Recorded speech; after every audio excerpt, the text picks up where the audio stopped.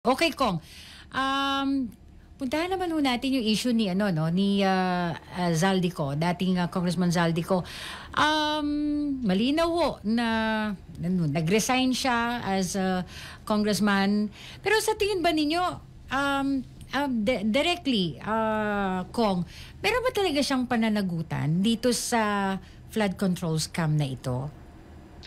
Well, kailangan natin balikan yung mga kaso na ho na final. So may mga final po na kaso yung DPWH at ICI sa ombudsman. So itinuturo daw siya at yung kanya pong kumpanya, yung SunWest, na involved doon sa substandard project sa Mindoro. Opo. So yun ang kailangan niya hong harapin. Kasi yes. Siyempre naituturo pa rin siya na beneficial owner daw po ng SunWest. Pero pangalawa, kailangan din natin balikan yung, kasi siyempre may allegation din daw dun sa insertions Opo. sa budget. Pero kailangan natin balikan yung kanyang pong paliwanag.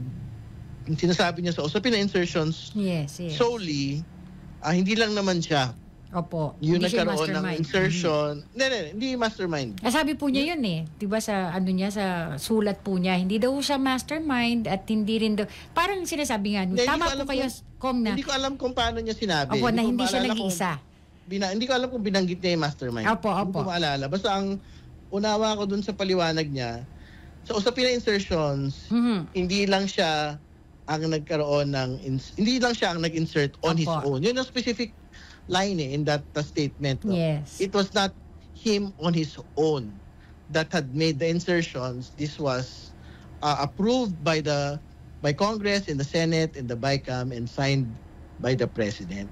So ibig sabihin, I think ang huli ko dun sa sinasabi niya, kung insertions yung pinag-uusapan, hindi lang siya yung dapat sisihin sa bagay na yan. Pero syempre, mabigat din yung allegation ni, I think, Henry Alcantara, na kumukuha siya ng 20 to 25% kickback mula dun sa mga supposedly projects at insertions.